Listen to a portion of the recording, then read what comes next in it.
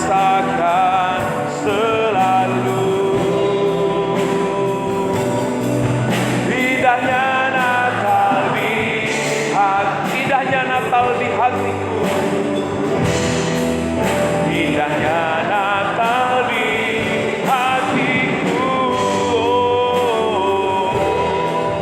Indahnya Natal di hatiku.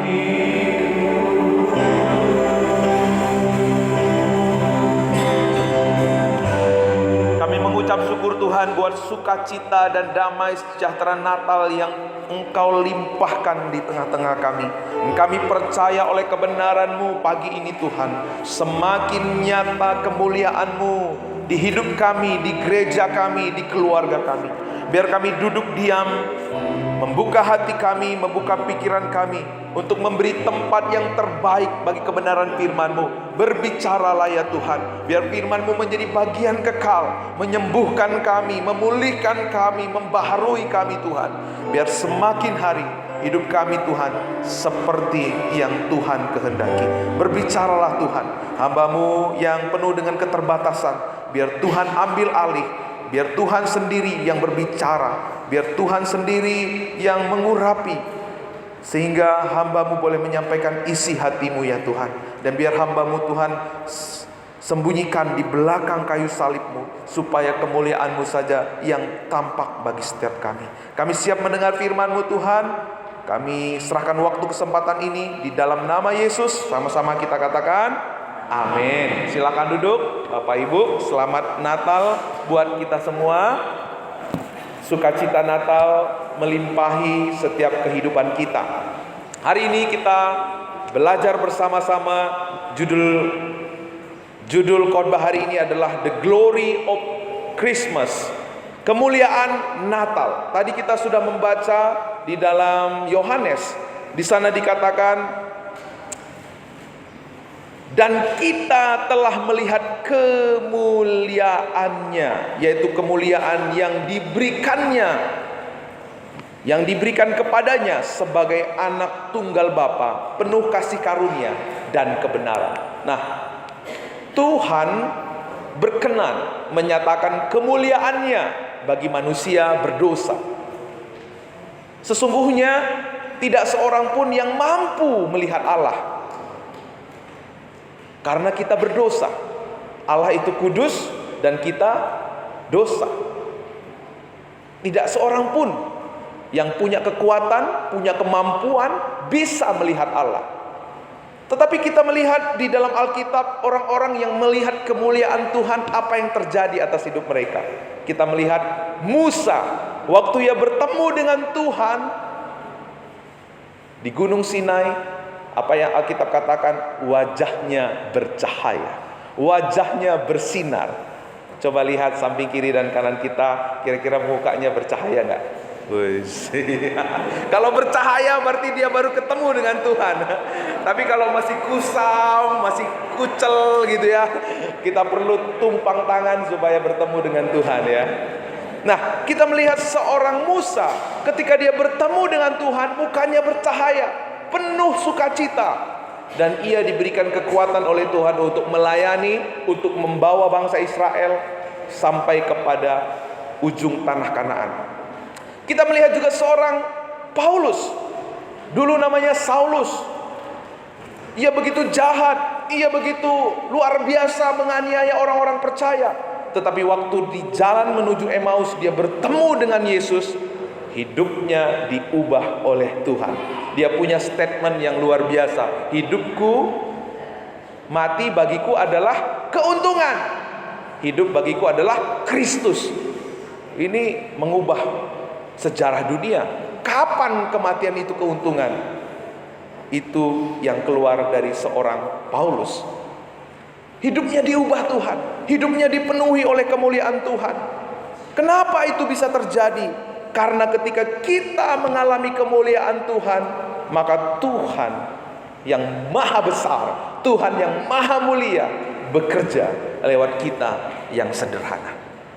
Di dalam Roma 3 ayat 23 dikatakan, karena semua orang telah berbuat dosa dan kehilangan kemuliaan Allah. Inilah alasan kenapa kita nggak mungkin bisa melihat kemuliaan Allah. Karena dosa membuat kita jauh dari Tuhan. Ada jurang yang tidak mungkin terseberangi oleh siapapun di dunia ini. Kita kehilangan kemuliaan Allah. Apa arti kehilangan kemuliaan Allah? Dalam bahasa asli, kabot atau bobot. Kehilangan kualitas Allah. Kalau kita kehilangan kualitas Allah, akhirnya efeknya apa? Kita kepingin dimuliakan. Kita selalu kepingin menjadi orang yang signifikan. Kita kepingin selalu menjadi orang yang menonjol, dipuji, dilihat, dikagumi, diakui, dikasihi. Itulah sebabnya kalau kita melayani Tuhan dengan duniawi, dengan pola duniawi, kita pasti kecewa. Saya sudah memberi, waktu saya lebih banyak di gereja daripada si Anu. Kenapa si Anu lebih dihargai daripada saya? Kita akan marah ketika kita nggak mendapat pujian. Kita akan marah ketika kita tidak dilihat. Kita akan marah ketika kita tidak diakui, ketika kita kurang dikasihi. Sebab manusia sudah jatuh ke dalam dosa. Manusia kepingin mendapatkan pengakuan, mendapatkan perhatian. Manusia kepingin menonjol, tetapi manusia nggak mampu. Sebab kita manusia yang telah jatuh ke dalam dosa. Kita adalah manusia yang tidak ada yang punya kualitas Allah satupun dalam diri kita. Tidak ada. Kita kita minus. Maka kita nggak mungkin bisa memperoleh pengakuan, penerimaan yang sempurna dengan kekuatan kita. Waktu kita di kerjaan kita diakui, di rumah kita nggak diakui. Waktu kita di luar, di tetangga kita diterima, ternyata di pekerjaan kita nggak diterima. Akan selalu ada celah. Karena apa? Manusia punya kebutuhan seperti ini, Bapak Ibu. Kita memiliki kebutuhan untuk mengaktualisasi diri. Kita perlu penghargaan. Kita perlu percaya diri, karena itu kita perlu diakui. Kita butuh untuk punya teman-teman atau komunitas. Tetapi komunitas di dalam dunia ini mau terima kita karena ada apanya, bukan apa adanya. Orang di dunia ini mau dekat dengan kita karena dia ada untung kalau dia dekat dengan kita. Tapi waktu dia nggak untung, Pak Widi, sorry ya, saya nggak ada waktu untuk Pak Widi. Kenapa? Karena dia nggak lagi ada butuhnya sama Pak Widi. Itulah dunia. Manusia butuh rasa aman. Manusia butuh kebutuhan fisiologis, makan dan minuman. Ketika semuanya ini tidak terpenuhi, ini yang membuat kita menjadi orang yang lelah, frustasi. Kita menjadi orang yang kecewa. Kita menjadi orang akhirnya lelah dalam hidup ini karena kebutuhan kita tidak terpenuhi. Beberapa waktu yang lalu, beberapa minggu yang lalu kita belajar bersama-sama bahwa akibat dari dosa itu bukanlah manusia akhirnya mencuri, bukanlah akhirnya manusia membunuh atau berzina, tetapi akibat dari manusia jatuh dalam dosa, kita kehilangan insecurity dalam hidup kita. Kita kehilangan rasa aman. Kita cenderung merasa tertolak. Kita cenderung merasa direndahkan, tidak diunggulkan. Kita cenderung merasa diabaikan, tidak diakui. Kita cenderung merasa kurang kasih sayang. Seperti para gembala, kenapa mereka menjadi orang-orang marginal? Karena sistem dunia ini membuat mereka menjadi orang-orang yang marginal. Karena dunia ini tidak pernah bisa memenuhi kebutuhan setiap kita. Dunia ini mau terima kita kalau kita memberi sesuatu kepada dunia ini. Dunia ini mau mengakui kita kalau kita memberi sesuatu kepada dunia ini.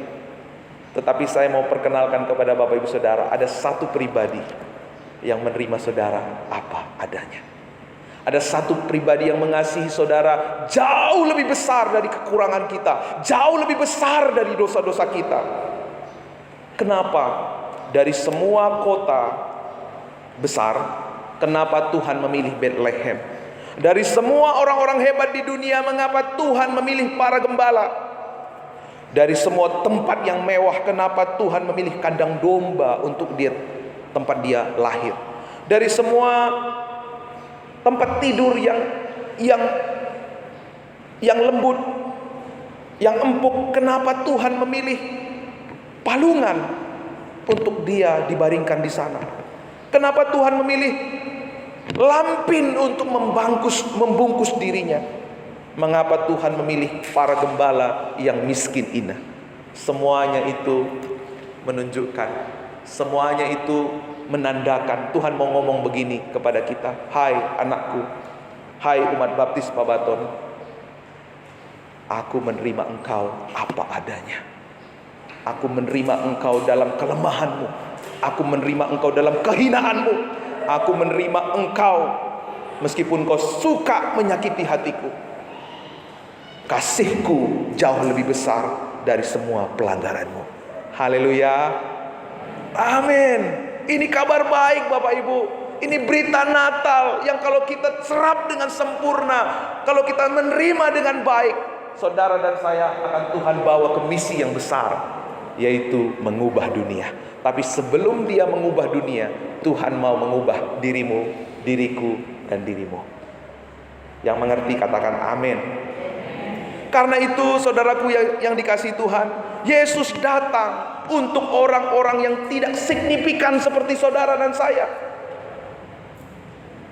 Tuhan datang untuk kita yang penuh dengan kelemahan. Karena itu dia katakan dalam Yakobus 4 ayat 6, Allah menentang orang yang congkak, tetapi menghasihani orang yang rendah hati. Lukas 5 ayat 32, aku datang bukan untuk memanggil orang benar, tetapi orang yang berdosa. Markus 2 ayat 17, Yesus mendengarkan dan berkata kepada mereka, bukan orang sehat yang memerlukan tabib, tetapi orang sakit. Aku datang bukan untuk memanggil orang yang benar, melainkan orang yang berdosa.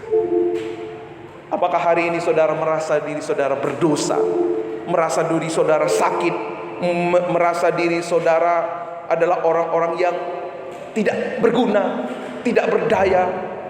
Hari ini ada kabar baik buat setiap saudara. Dia lahir, dia datang ke dunia untuk kita semua.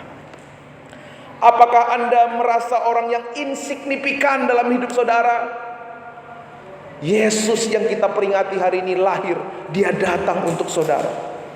Untuk itulah dia datang. Kita yang mati dicari yang hidup.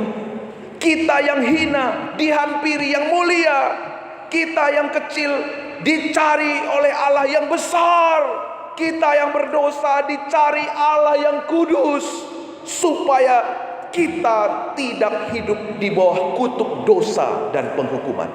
Itulah sebabnya ada kemuliaan Tuhan di hari Natal ini. Allah yang mulia, Allah yang tinggi, Allah yang luhur, Allah yang besar. Dia mau memperhatikan saudara yang kecil, kita yang tidak berguna, kita yang seharusnya dibinasakan. Tuhan mau datang ke dunia karena dia mengasihi kita. Yesus lahir, ia belusukan ke dunia ini. Ia datang bukan untuk dipuji, ia datang bukan untuk mendapatkan keuntungan dari saudara. Ia datang bahkan bukan untuk dimuliakan, tetapi dia datang untuk mati dan menderita. Wow. Siapa pemimpin yang mau seperti ini? Siapa orang besar yang mau seperti ini? Hanya Allah. Dialah yang terbesar, dialah yang terkudus, tetapi dia mau merendahkan diri. Dia mau menjadi daging sama seperti kita. Ia turut merasakan apa yang kita rasakan. Ia tidak hanya mendengar jeritan saudara, tetapi dia turun menjadi sama seperti kita, supaya saudara dan saya menyadari bahwa dia mengerti, peduli akan setiap keberadaan kita. Ia pernah ditolak, ia pernah dihianati, ia pernah dibunuh, ia pernah tidak punya uang, ia tidak punya tempat untuk meletakkan kepalanya. Supaya saudara dan saya melihat dialah pribadi satu-satunya yang bisa memenuhi kebutuhan kita. Bahwa dialah pribadi satu-satunya yang mampu mengangkat kita masuk dalam rencana Tuhan. Karena itu di Natal ini satu pesan yang luar biasa buat kita, bahwa ada kemuliaannya. Karena dia meninggalkan tahtanya yang mulia, ia lahir untuk mati, merasakan sekaligus menanggung apa yang seharusnya kita rasakan. Ia datang ke dunia ini menyelesaikan apa yang tidak pernah kita selesaikan. Makanya waktu dia mati di atas kayu salib, dia berkata, "Talestai," sudah selesai. Ia menerima, ia melayakkan, ia mengasihi, ia membuat setiap kita di tempat ini berharga di matanya. Sehingga kita tidak lagi berjuang untuk mendapatkan penghargaan lewat pekerjaan kita. Sehingga kita tidak lagi berjuang mendapatkan pengakuan lewat prestasi kita. Tetapi kita sungguh-sungguh menikmati bagaimana kasih Tuhan yang besar itu membuat kita berharga di matanya, membuat kita diterimanya dengan sempurna. Inilah kabar baik di hari Natal ini. Di dalam Yohanes 1 ayat 14, semalam kita sudah bicara tentang ini, begitu luar biasa ya. Dikatakan firman itu telah menjadi manusia dan diam di antara kita, dan kita telah melihat kemuliaannya. Apa arti kata diam? Diam di sini artinya skeno. Apa skeno? Tanda tabernakel. Tuhan mau berdiam di antara kita. Kalau Bapak Ibu baca di Keluaran 33, di sana Musa merindukan kemuliaan Tuhan, ya. Ayat 18 sampai 21 nanti Bapak Ibu bisa baca. "Perlihatkanlah kiranya kemuliaanmu kepadaku." Tetapi firman-Nya, "Aku melewatkan segenap kegemilanganku dari depanmu dan menyerukan nama Tuhan di depanmu. Aku akan memberi kasih karunia kepada siapa yang kuberikan kasih karunia, dan mengasihani siapa yang kukasihani." Lagi firman-Nya, "Engkau tidak akan memandang wajahku, sebab tidak seorang pun yang memandang aku dapat hidup. Berfirmanlah Tuhan, ada suatu tempat dekatku di mana engkau dapat berdiri di atas gunung batu." Mulai waktu itu ada dinamakan apa? Kemah, tabernakel, tempat orang datang kepada Tuhan. Sebelum bait Allah ada kemah pertemuan. Disitulah Tuhan mendirikan hadiratnya di tengah umatnya. Di dalam tabernakel itu ada ruang-ruang yang gak semua orang boleh masuk. Hanya imam yang boleh masuk, apalagi ruang Maha Kudus. Tetapi saudara-saudara, waktu Tuhan Yesus disalib, Alkitab katakan tirai tabernakel terbelah dua. Artinya tidak ada lagi pembatas antara Allah dan manusia. Dia yang dulu adalah Allah yang transenden, sekarang dia adalah Allah yang imanen. Semua orang memungkinkan untuk datang kepada Tuhan. Tidak hanya imam besar, tidak hanya para imam, kita semua adalah imamat yang rajani. Kita punya kesempatan yang sama untuk datang kepada Tuhan. Kita punya kesempatan yang sama untuk memuliakan Tuhan. Makanya firman yang menjadi manusia artinya apa? Bertabernakel dengan kemuliaannya bersama-sama dengan kita. Dia adalah Allah yang mulia, mau bersama-sama dengan kita, orang-orang yang hina. Dia adalah Allah yang besar, dia mau menyertai kita, orang-orang yang seharusnya tidak layak untuk disertai. Kini Allah transenden menjadi Allah imanen.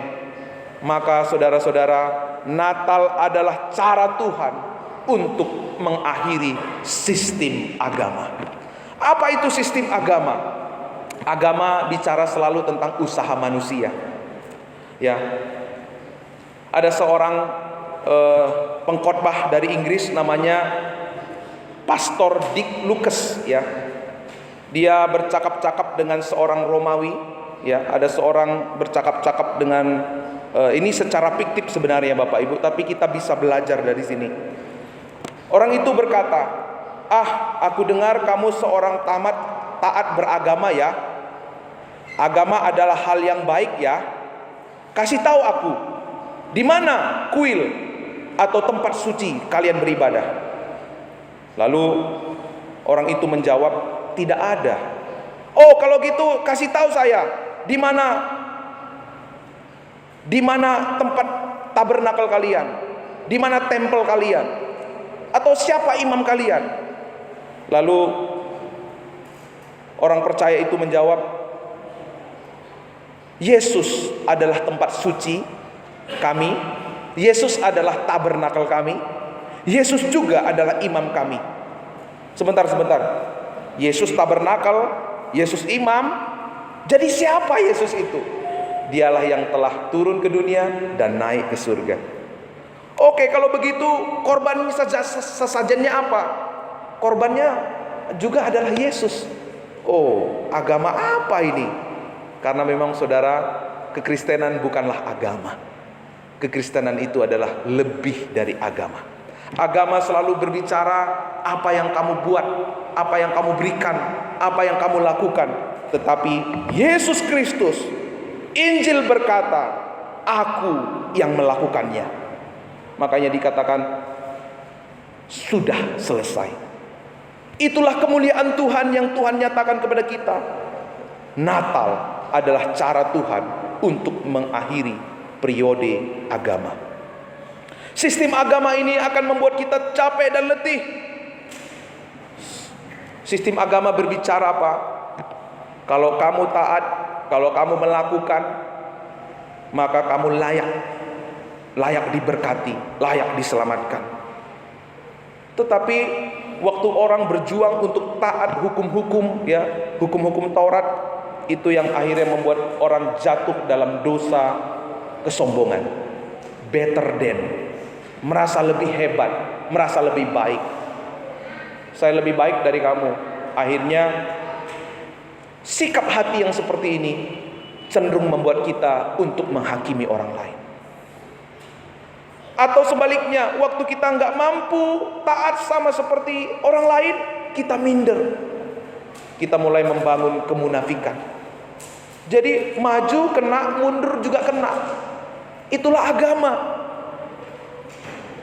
Karena itu agama itu sebenarnya musuh Injil. Karena manusia yang beragama sebenarnya sedang mengandalkan kekuatannya, mengandalkan usahanya. Tetapi luar biasa, Injil berkata berbeda. Bukan karena apa yang kau perbuat, bukan karena apa yang kau lakukan, tetapi apa yang Yesus sudah lakukan. Sehingga kita tidak punya kekuatan untuk sombong. Apa yang perlu kita sombongkan? Kita diselamatkan, kita diberkati, semua karena kemurahan Tuhan kok. Bukan karena kuat kita. Apa yang perlu kita tutup-tutupi? Apa yang kita perlu menjadi munafik gitu ya? Gak perlu lagi. Kenapa? Tuhan terima kita apa adanya. Tuhan tahu kita berdosa, Tuhan tahu kehinaan kita, Tuhan tahu aib kita, tapi Dia terima kita. Justru di sanalah kita akan menemukan kemuliaan Tuhan. Agama berkata harus lakukan ini, lakukan itu, do something. Tetapi Yesus berkata sudah selesai. Coba colek samping kiri dan kanannya, sudah selesai. Amin. Inilah kemuliaan Tuhan yang akan membuat kita wow. Inilah yang membuat kita tidak akan berpaling lagi kepada yang lain. Karena kemuliaan Tuhan, kemarin kita belajar kemuliaan Tuhan itu artinya apa? Sesuatu yang memukau, sesuatu yang keren, sesuatu yang security. Di sana kita menemukan sukacita, damai sejahtera. Kita menemukan ketenangan yang sejati. Sehingga saya percaya kalau saudara memahami ini, saudara tidak akan berpaling kepada yang lain. Waktu saudara melihat sesuatu yang indah, yang memukau, yang luar biasa, wow, keren sekali. Waktu ada yang mencolek, Bu Deborah, wow, karena kemuliaan, keren banget, luar biasa sekali. Ini yang akan terjadi kalau di hari Natal ini saudara melihat kemuliaan Tuhan. Apapun tantangan, apapun godaan yang mencoba menarik kita, saudara tidak akan terpesona kepada yang lain. Haleluya, amin. Saudara akan terus mengikut Tuhan. Saudara dan saya akan terus mengiring Tuhan, karena kemuliaannya melebihi kemuliaan apapun yang ada di dunia ini. Karena kemuliaannya jauh lebih besar dari apapun yang terbaik, dari apapun yang terindah yang pernah kita lihat di dunia ini. Maka kita tidak akan pernah lagi mundur. Kita akan terus maju. Kita akan terus bergerak dalam rencana Tuhan. Apa arti kemuliaan Tuhan? Gembala orang Majus, Simeon, mereka semua melihat kemuliaan Tuhan. Maka hidup mereka tidak pernah sama. Apakah saudara sudah melihat kemuliaan Tuhan di hari Natal ini? Sehingga saudara pun akan dibebaskan sama seperti para gembala.